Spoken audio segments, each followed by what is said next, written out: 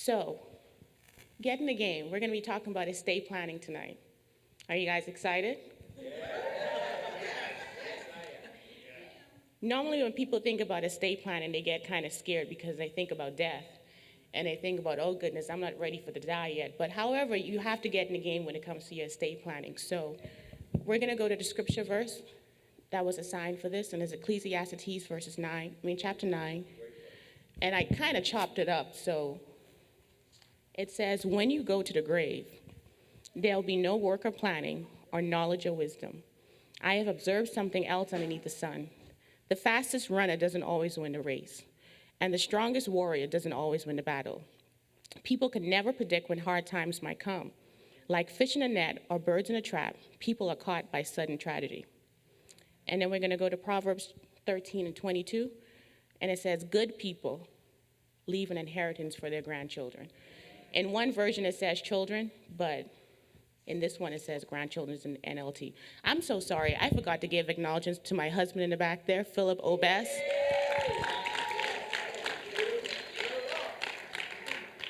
He puts up with my mess and still sticks around, so therefore I just appreciate him for that. So, once again, I'm an attorney, but for this purposes of tonight, I'm just giving you information. We're not establishing any attorney-client relationship. I just want to put that disclaimer out there. So I'm just giving out information. So why are people afraid to plan for estate planning? And I found 6 different reasons why people are afraid to plan. The first one, you don't want to think about death. It's too morbid. So, but we always say in church, absent with the body is present with the Lord. However, we don't want to think about our estate plan. You say, I'm young. I could wait a couple more years. I got about 10 more years in my life, maybe 50. But once again, you don't know the time. He said it's complicated and it's too expensive. Yes, it is complicated, and it can be expensive depending on how many assets you have. But as Elder Sam said, inch by inch, and it'll be done in a cinch. Maybe you say, I don't have anything to give. I don't have anything to contribute to an estate plan. But it's not just about giving off wealth. It's about thinking about what's going to happen if you're incapacitated. What's going to happen to your children if you're not around? And then you say, well, that's why I contribute to Social Security. That's good. That's a good start. But it's not going to keep you thriving in your later years, and you have nothing to give to your family and your friends once you die. And then you say, well, I'm single. I have nobody. It's just me, myself, and I.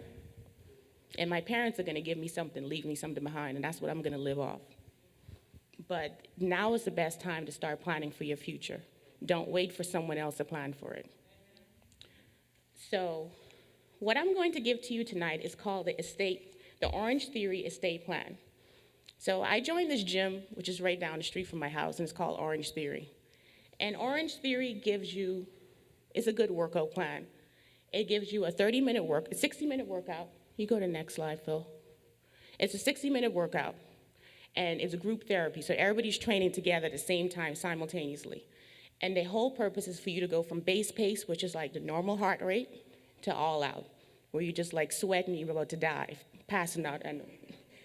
But the purpose of it is so that you could have afterburn. So after 36 to 48 hours, you can continue losing weight. So that's the purpose of the Orange Theory workout.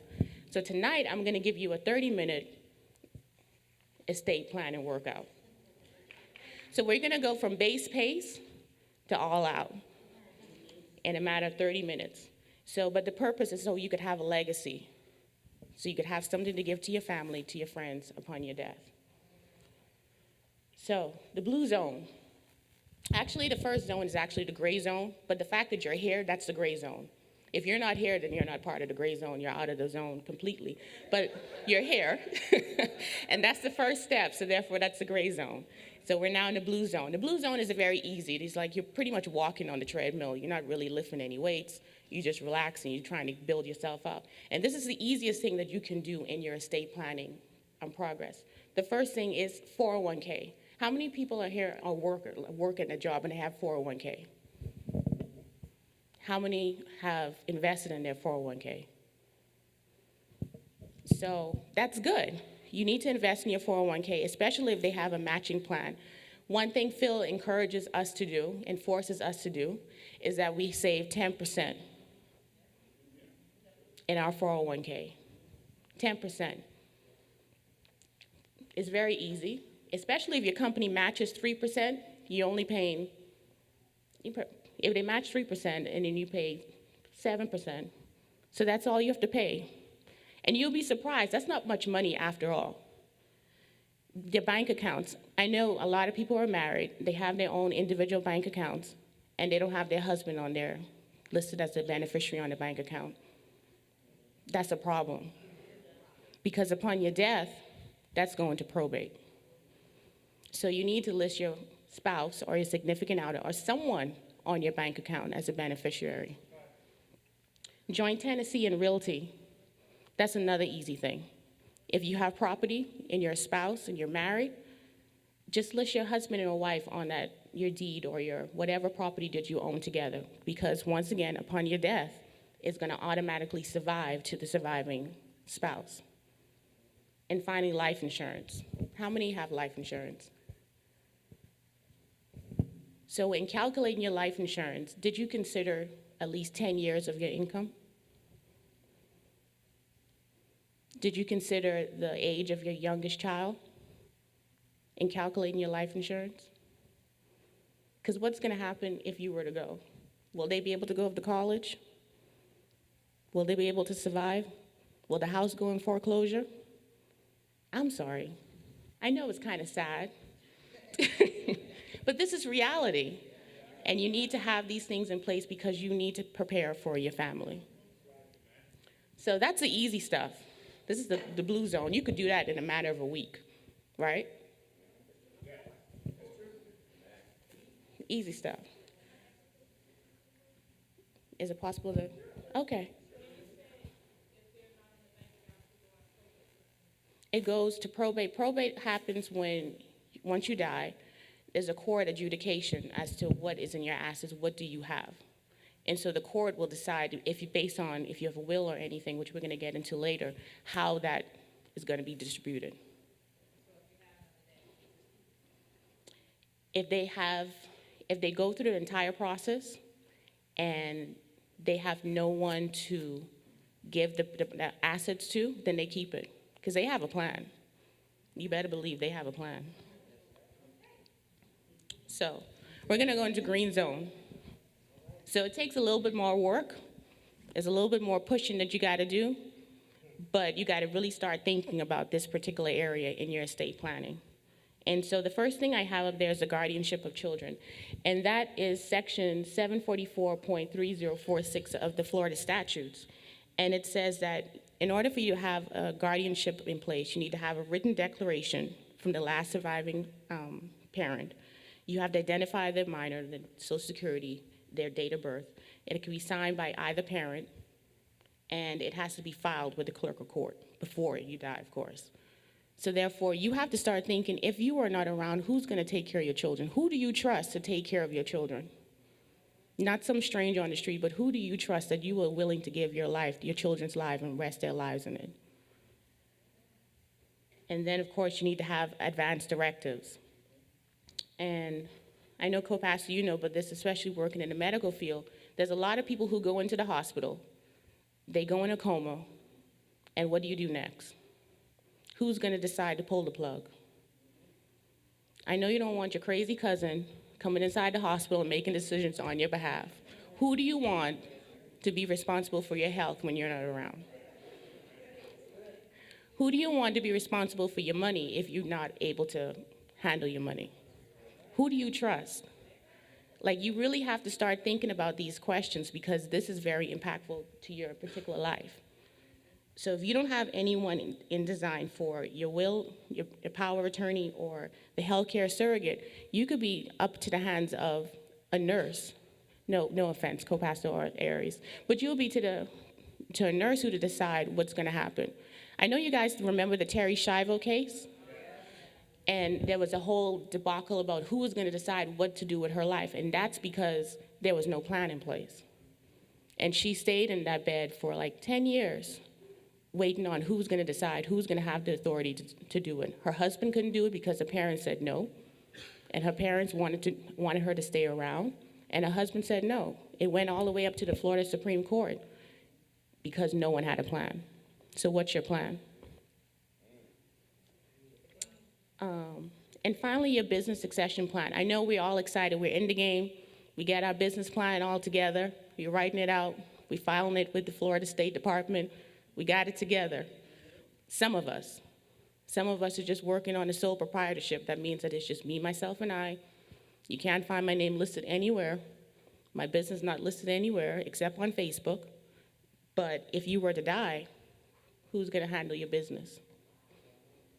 If you have a partnership, which is great, but if you have no succession plan, upon your death, that partnership is going to dissolve. If you have an LLC, which is like a little bit better, you're going up the ladder, but if the last member dies, it's going to dissolve because there's no plan. And finally, if you have a corporation, it lives for forever. But if you have no plan for who's going to take care of the business or who's going to exact out exactly what you want for the business, what's going to happen? It's going to fizzle. And then, of course, the state of Florida will say, we don't want this company anymore, and they're going to dissolve it because you have no plan. So what is your plan for your business, for your family, for yourself? Let's go into the orange zone. Well, the orange zone, it requires a little bit more work because we're going into the land of wills. And how many of you guys have a will? I see 3 people, 4, 5. I see any odd takers? So what's going to happen when you die? Who's going to get your property? I know you might think I don't have just the clothes on my back, but who's going to get those clothes off your back? So for Florida to have a will, you need to have the capacity. Therefore, you need to be in your right mind. Don't be having a little party in time and say, well, it's time to make a will. No, you need to be really thinking and sitting down and deciding what you want inside this document. You need to write it down. It has to be written. I know we watch on television that people, they have their little video and they sit down and say, this is my last will and testament. No, that's not going to work in Florida. It has to be dated. It has to be signed by yourself and in the presence of 2 witnesses. Well, they kind of loose with the presence of 2 witnesses. So therefore, let's say I'm writing my will right in the front here and Phil's in the back there. He's my witness. That's fine. I'm signing it here, and Phil's in the back room. It's a little shaky. But it has to be in the presence of 2 witnesses. And if Phil, of course, he's my husband, if he's one of the interested parties in my will, that's still fine. But don't have your attorney signing your will. Or because, especially if you're giving a gift to your attorney, because they kind of figure that's kind of a little shaky. Because there's a fiduciary a duty for an attorney not to be signing anything away, especially if there's something inside that they might be able to get. So in your will, you need to have a power of appointment. And a power of appointment is pretty much saying that this is, I'm going to give you my document, and you're going to do exactly what I tell you to do. You're going to give to the person exactly the way I say it. So you have to decide, once again, someone else to be your power, to serve as a power appointment for your will. But if you don't have a will, there's still hope for you, because guess what? The state of Florida has a plan for your life. They do. So if you have a spouse with no kids, the spouse gets 100%. If you have a spouse with minor children of marriage, the spouse still gets 100%. If a spouse, children, but not of the marriage, I'm sorry, but you get 50% spouse. And spouse with children from the marriage and outside of the marriage, the spouse still gets 50%. But if you're single and you have no kids and no assigns, then it goes to your parents. If your parents are dead, then it goes to your siblings. If your siblings are not around, it goes up to your grandparents. If your grandparents are not around, it goes to your aunts and uncle. If your aunts and uncle are not around, it goes back up and it goes down until they can't find anyone, and in the state of Florida says jackpot. and they keep it for themselves. But if you're single with kids, of course, your children will get your inheritance. So if the state of Florida has a plan, what's your plan? State of Florida has a plan. But I was reading about a case about a pre-admitted spouse. And that's pretty much if you have a will in place and you got married, but your spouse was not on the will, what happens? So what would happen is Florida would say, your will is null and void, and we're going to go through our plan because they got a plan. So therefore, even if you have a will, is it up to date? When's the last time you looked at that document? If you have a child that's born after the will has been documented, let's just pray that the child is part of was with your spouse. Because if not, then it's go through the same intestate succession, and it'd be 50% or 100%, depending on how the marriage is. So you have to have your plan in place. You guys excited? Yeah.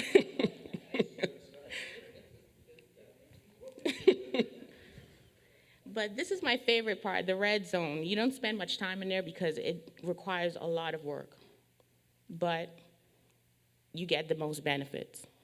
And that's what you get with the trust accounts. You might think that trust accounts are only for rich people. No, they're not. They're for you and I. But unlike wills, I can say right now, I leave in trust my car to Philip. That's all I need to do. And it's in trust. And there's the reason why a lot of people like to have trust accounts in place is because it allows them to avoid a lot of the tax laws. So that's why the rich people really like to glean on the trust accounts. Because there's a Q-tip tax for if you're married, so therefore once you die, you can leave it in a life estate, you don't have to pay estate, and then your children pay the taxes upon your death, the spouse death. If you have another trust account, I think we have about, the tax code is now is over $10 million that's allowed for spouses that you could wiggle around when it comes to estate tax. So everybody puts their money inside a trust account. On my bank account, it's listed as it's Rebecca Best in trust for Philip Best. So upon my death, we don't even go to the probate courts because it automatically transfers over to him. The wills, people don't really like wills. Well, the rich people or people who have a lot of affluence, they don't like wills because the reason why, it could fail. You notice how we said if you have a spouse after you were married, it could fail. And what can happen? It goes through the state of Florida plan. With a trust account, they try to keep it within the trust account. They try to make sure that the intentions of the testator, which will be yourself, is going to act out with the trust account. And so I implore you to put your assets, whatever you have, in a trust account. Because in that way, it avoids going through a $13,000 probate court. And your family will be able to get their resources at a much faster pace.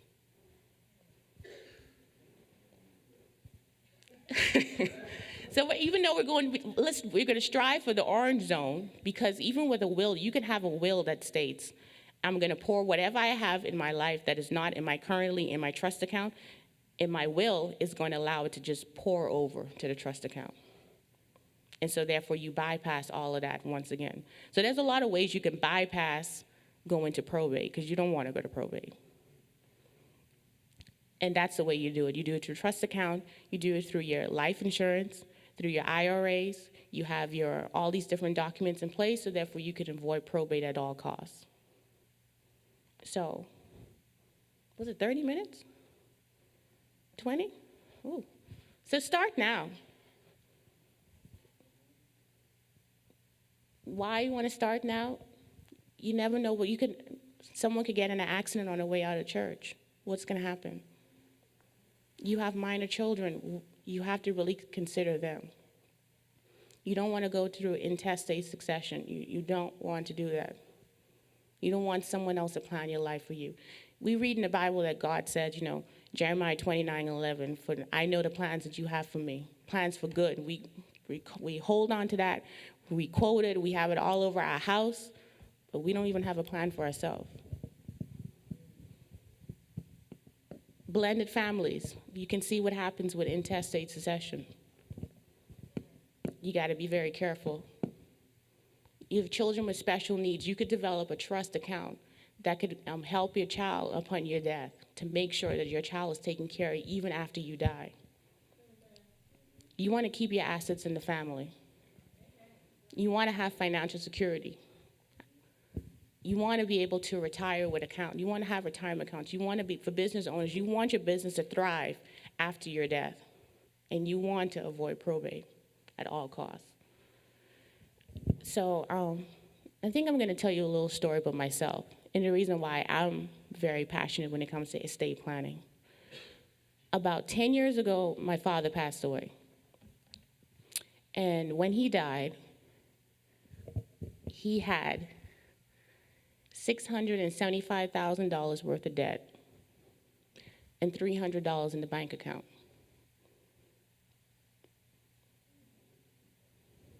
Let me say it again. $675,000 worth of debt and $300 in the bank account. No life insurance. In fact, I was there on his dying bed, at his dying bed, and he said, yeah, when I'm gone, you guys are good. You guys got it taken care of, you're gonna be fine. $675,000 worth of debt and $300. Only by the grace of God, my mom didn't go crazy. The house was about to be taken away because the mortgage was behind, the business was behind, the property was behind, and you had people coming over, smiling, bringing over gifts and stuff, and at the same time saying, hey, you owe us a couple $1,000 because you have a personal loan with us. $675,000 worth of debt and $300. I know Marissa said earlier in her message that you don't want your children to be stressed out. It causes division in the family. You'll be surprised how people carry on when they die. You're happy, you're in heaven. You don't care what's going on down on earth. But then you have your family living in hell. $675,000 worth of debt and $300 in the bank account. What's your plan? That's it.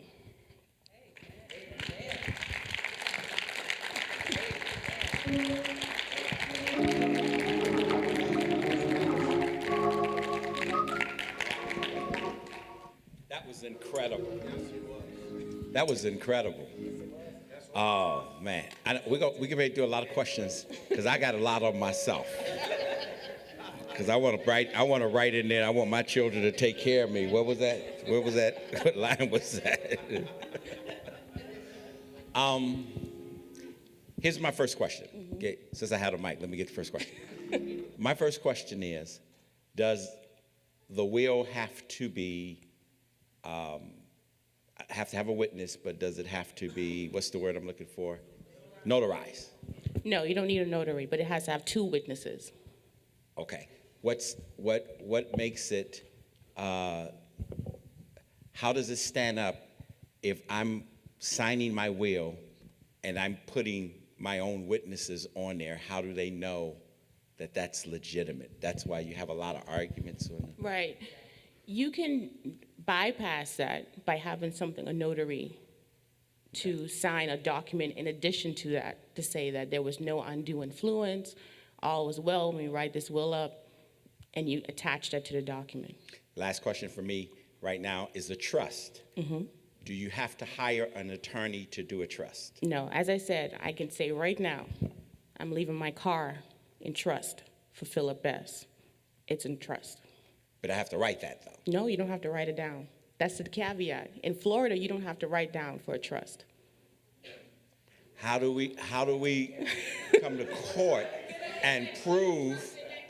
How can Phil go to court and say you said that to him, and I said no, she left it to the church? Because he have witnesses to say she said it to me. Okay, so you have to have witnesses you have to have proof that you did it. Okay. But if you have witnesses, if we're recording this right now, yeah, that's it. It's in trust for Phil Best. I'm trying to figure this out. Right.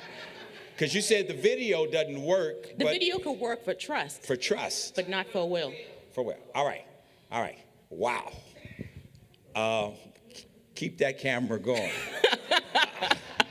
All right. Here I'm going to give the mic. Portia in the back, and then Elder Pastor. So the So the $675,000, your family had to pay that back? That wasn't just left off into ether, right? No, we had to pay that back. Okay. I think we're down to like, it's under $100,000. I don't know exactly how much now, but the house is paid off, the business is paid off, the properties are paid off. I think my mom is just with the credit cards right now. Okay, wow. I have one more. And my other question is, what types of debt do you have to, what types of debt will be passed on to your family? All of it? Like student loans, house debt, everything gets The house passed on? debt, definitely. Okay. The house debt, I don't think everybody definitely. know that. Credit cards, yeah. Yes. Go ahead, sir. You got it. They're recording this. They're recording this. I'm ready to cut some stuff up real quick. If the credit card is in my wife's, no offense, my wife's name totally, I'm not anywhere on it because I'm married to her, then all of that debt rolls over to me when she dies. Yeah, because you're in the state of Florida and she's using family property. You're married.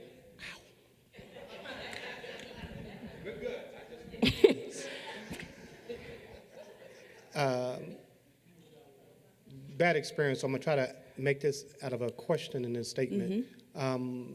Oftentimes, we of color don't do this thing. We don't do this part of getting in the business. Right. What would be your recommendations for us to make sure that as we have parents, obviously our own self, but as we have parents who haven't done their due diligence, what would be your recommendation as far as approaching? I know it's different by state, Right. but to how to get this thing done, because obviously we're left with having to deal with it when they're gone because we didn't ask these questions beforehand. What would be your recommendation? One thing I noticed with my mom, she did not have a conversation with my dad about what his estate plan was. We found out once again on his deathbed.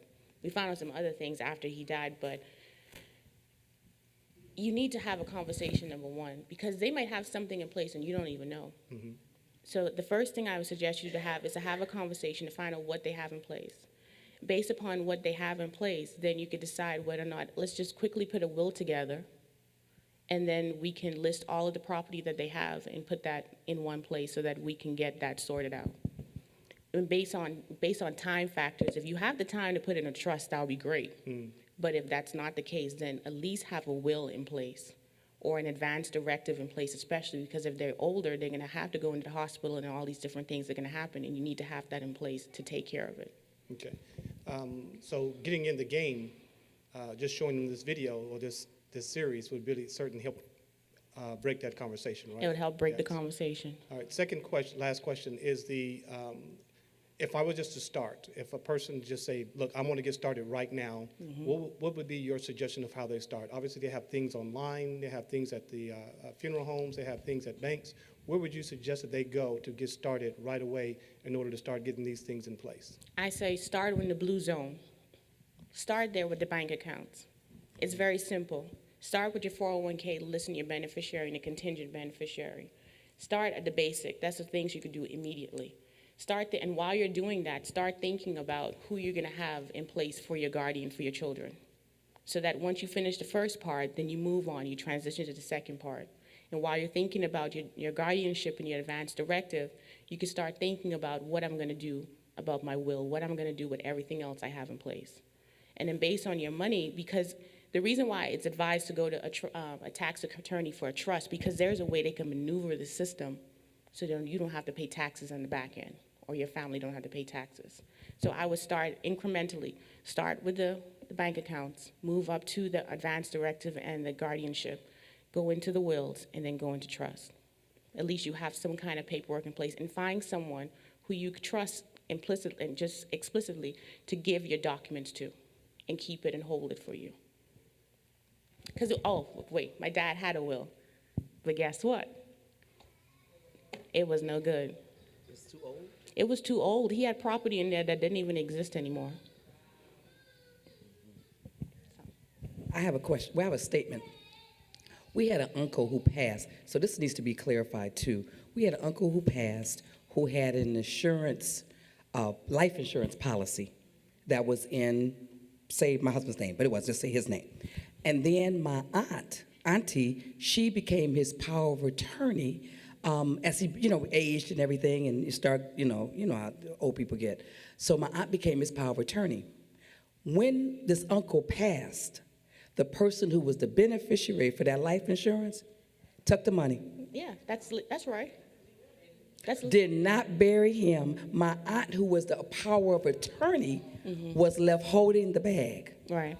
Now, praise God for a family church, because my uncle was one of the we all, and the church assumed that debt to bury him, which was a miracle. Right. But that needs to be clarified, because just because you're the power of attorney, if you're not on that.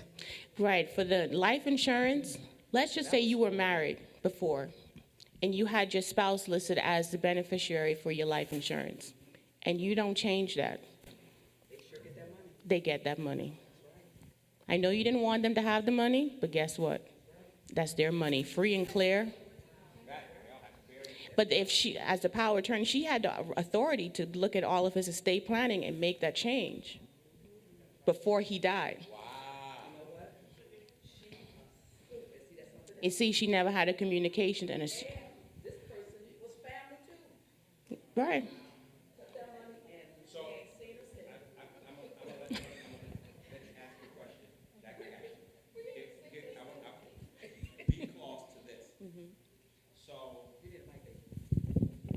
B clause. So if I give a person the power of attorney to work on my behalf, that they could actually go into my insurance policy and change, because I am, wow.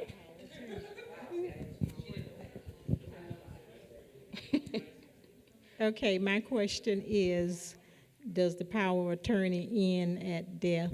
And if so, what document is in place at that point?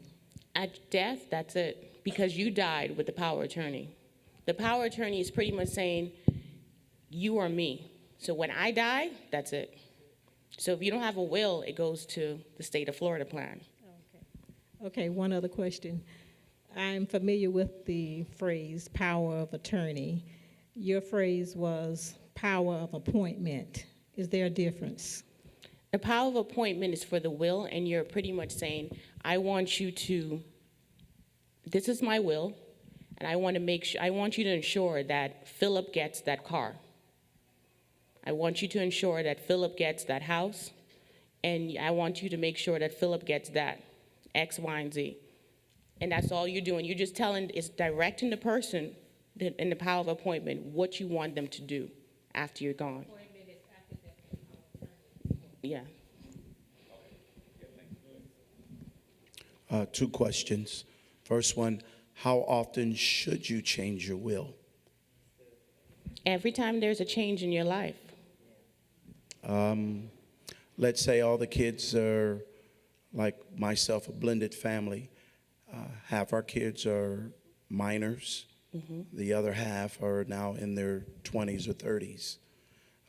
When assigning assets and things of that nature in the will, and let's say you have not had dialogue with the older kids about what's going to happen with everything if something was to happen. If they're not able to, again, execute everything that me or my wife would say, this is what we want to do, then does that wait for the other children to actually get older, or what happens in that case? If your spouse is deceased as well, and you have minor children, then, and you don't have no guardianship plan, which you should have already in place, but in an event you don't have it, then the court will appoint a guardian to enact to make sure and take care of those minors. Okay. Question two. Let's say my parents, who are now in their 70s, and since they've been in their 70s now, they've just been buying stuff. Let's say they're not paying cash for it. There's a bill with everything that they're buying. If all of that's not stated in the will of who gets what or this, that, and the other, when they die, does that debt come to us as the kids? I have to get back to you on that. That's a good question, but I'll get back to you on that.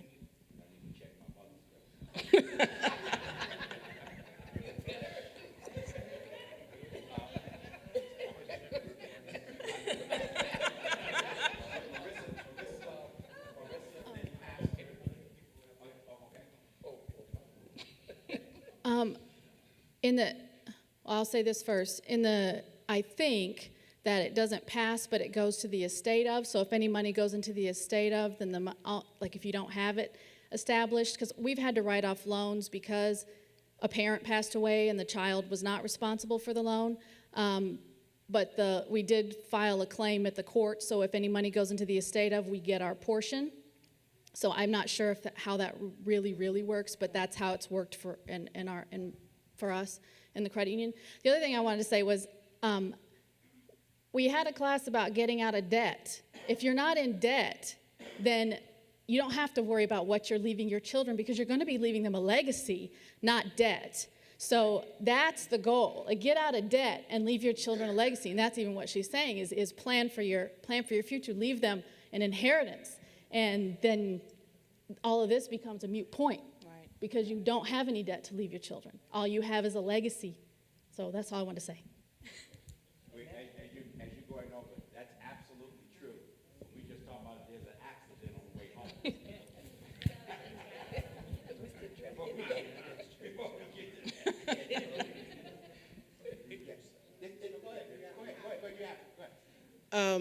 Having a power of attorney, also when there's, well, I'm say from experience, I was my mother's power of attorney, and I also had to have for her health, to make decisions on her health. So some people might think that when you're a power of attorney that you have control over everything, but you don't have control over everything in a person's life. Let me interject. There's two types of power of attorney. Maybe you had a special power of attorney for her health, just specifically for her health, but there's a general power of attorney that takes care of everything. And so you take place. In the state of Michigan, I had to have both. It depends on the state. Yeah. But in Florida, if you're the general power of attorney, then. Okay, so it's general power of attorney here. And you could write out in your general power appointment exactly how you want that person to do it. And that's when you specify it and you get very specific. Pardon? But for general, you could open up the floodgates for that one. Where does that document go once you do something? You can file it. You could keep it with yourself. You could keep it with someone who you trust. You can keep it with, you could file it with, especially the healthcare surrogate, it's best to file it with your doctor's office so that they can know in case of an emergency. Because then if you go to the hospital, they will want to know who your primary care physician is, and therefore they will have the document on file.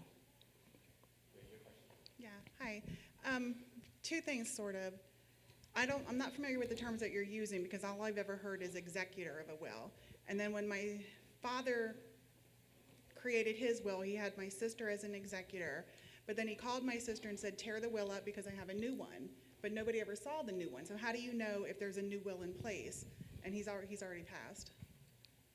The executor of the will is the person who receives the will, and they pretty much, it's not a power of appointment. It could be the same person, but it could be two different persons, two different job descriptions for the executor of the will. The executor of the will pretty much says this is what's going to happen, and they bring everybody together to exact out what's going to happen in the will. But the power of appointment, they pretty much say we're going to get this thing done. If it had to go to court, this is what he wants to get done. I'm acting on his behalf, and we're going to get it done. The executor just reading off the lines and saying we're going to get this, do that, whatever the case may be. As for his will, the fact that he told you that he tore it up and there's no proof of a new will, pretty much that's intestate succession that happened. Because by revoking the will and no having no proof of new will, the state of Florida wanted to have proof to show where's the new will. We know he tore it up because you have witnesses to say he tore it up. So therefore, if there's no will to replace that, then you went back to their plan. Okay. And then I think I missed this part when you were talking about life insurance, because on his life insurance policy, he actually had my mother as his beneficiary, and she had already passed. So what happens with that? It goes through intestate succession.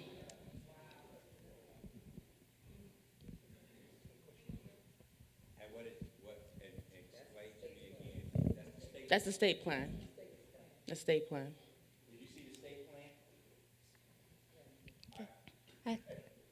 I also had a question, and I might have missed it because I had to go in the comfort room. But, for example, my mother had left a will, and her estate was to go to my brother and I. My father's still living, though, but he wasn't included in her, I guess, half of the estate. What happens then, I guess, like with the, for example, for like the house? Do my brother and I have my mother's share for right now, and then my father has the other half? It depends on how the property was deeded. If the property was deeded as the husband and wife, and upon her death, your father got everything. You guys are not even in the equation. Even if that's in the will, It doesn't matter. it wouldn't matter. Because she would have to break that joint tenancy. That's what they call joint tenancy with a right of survivorship. So immediately upon the death of the joint tenant, it goes to the other tenant 100%. So in order for you and your brother to receive it, and actually I had talked to a friend about this week, she would have had to break the tenancy up when she was alive and say, I'm going to hold that in trust for my kids or whatever. And then upon her death, then you had her half. If not, it goes 100% to the husband. If it was broken, the joint tenancy was broken while she was alive. If not, it goes 100% to the spouse, regardless of what's in the will. The will has no effect in that right now. You're next. Let me ask this question. So if you're married and you and your husband separate or whatever, but you don't handle your business and take care of the divorce, and y'all been gone and separated, and you happen to die while he's with somebody else, he go come and get that house because you didn't handle your business. Yep.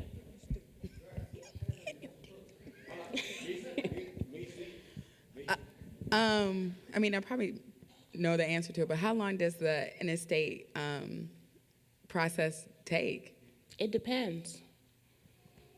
It depends on how much property you have. It depends on who's going to argue and say, no, she didn't say that. She said that she's giving everything to me. It just depends. Because, like my father's estate, it's still in probate. That's over 10 years now. It's still in probate.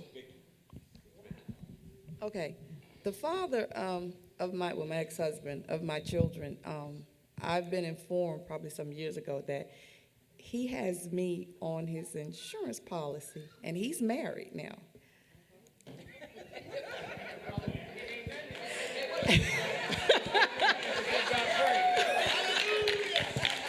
Stop the recording, Philip. Stop the recording.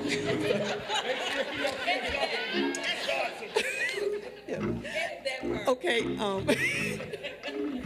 I knew I should have asked you this off the night, but in private, but anyway, I asked him, and I said, are you going to change it? You know, and he was like, no, you're the mother of my children, and if anything should happen to me, I want you also, you know, taken care of too. But I'm like, you know, well, what about your wife? He said, well, she'll have to deal with it. But my question to you, how would that stand up? Now, he lives in Alabama. That stands. It stands? Yes, that's yours. That's a moot point. That's yours. Free and clear. Just make sure she don't change it before, No family reunions, don't.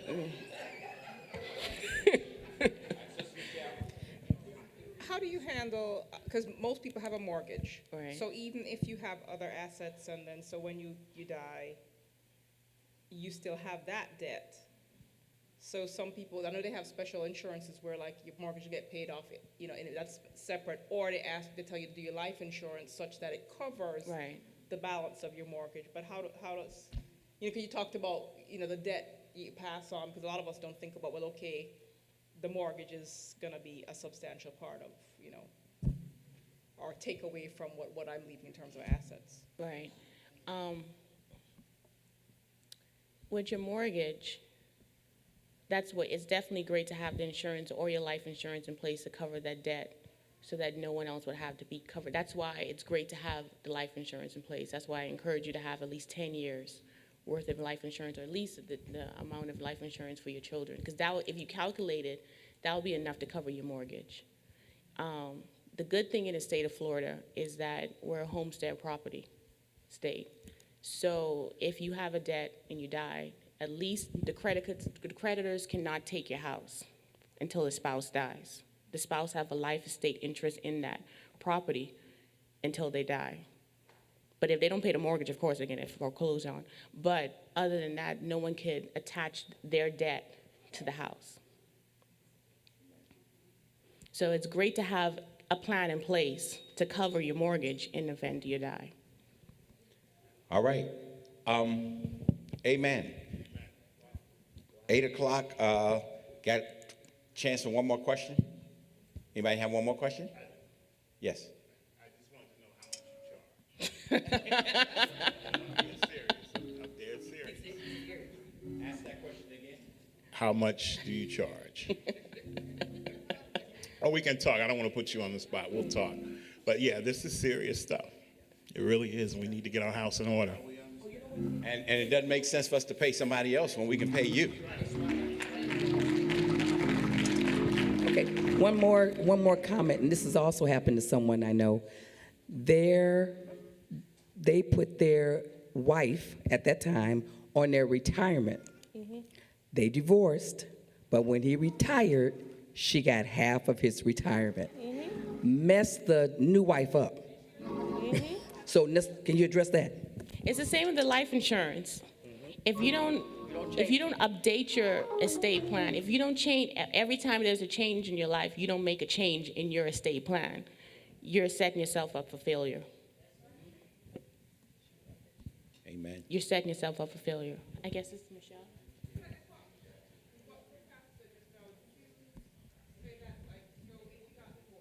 Mm-hmm. And say all you had left for your kids. Then the way the state does, the state of Florida, it should automatically go to your kids. No, not when it comes to life insurance or it comes to retirement plans. Because what you did on your retirement plan, you assigned that to someone. You said, I want this person to have it. If you put a name, but if you didn't put a name, it would follow. Because I know there's a difference if you put the person's name physically. Right. If you put the person's name there. But if you don't, then it automatically goes to your the spouse estate and the kids, right? It goes to the estate.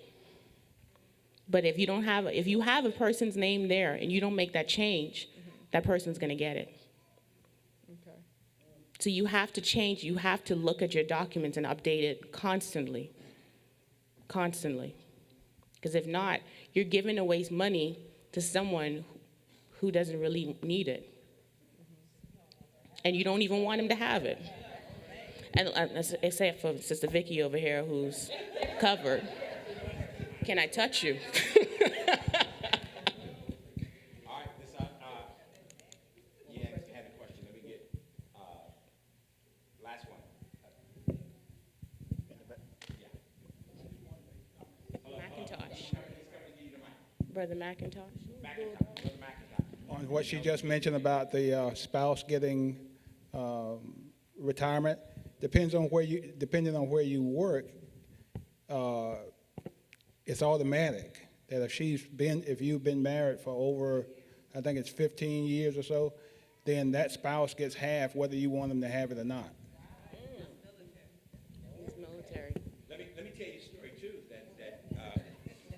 No, this was a real. My mom had her oldest daughter. My mom's oldest daughter was in a major accident. This was many years ago. She's since passed, and she never met her dad in her life. This was in Ohio, but they were in an accident, and they got a huge settlement. And based on what you said, the judge told my mother that half of the money went to the dad who had never seen his daughter. It was law. So they had to put it in the paper in the town they thought he was in with an ad telling him to come get the money. And the judge say, well, I'll be nice enough if he don't show up within 60 days, I give it to you. But yeah, stuff like that happens all the time. He didn't show up, by the way.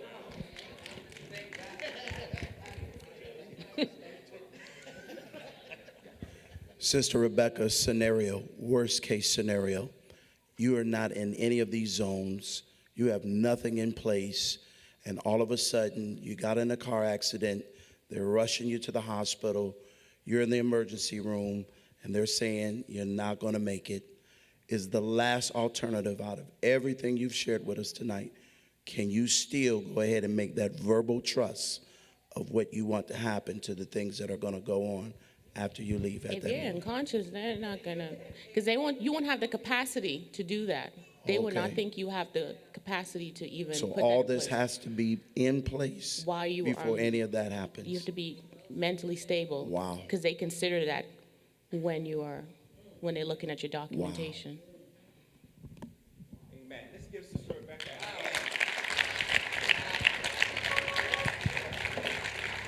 Wow, this was incredible.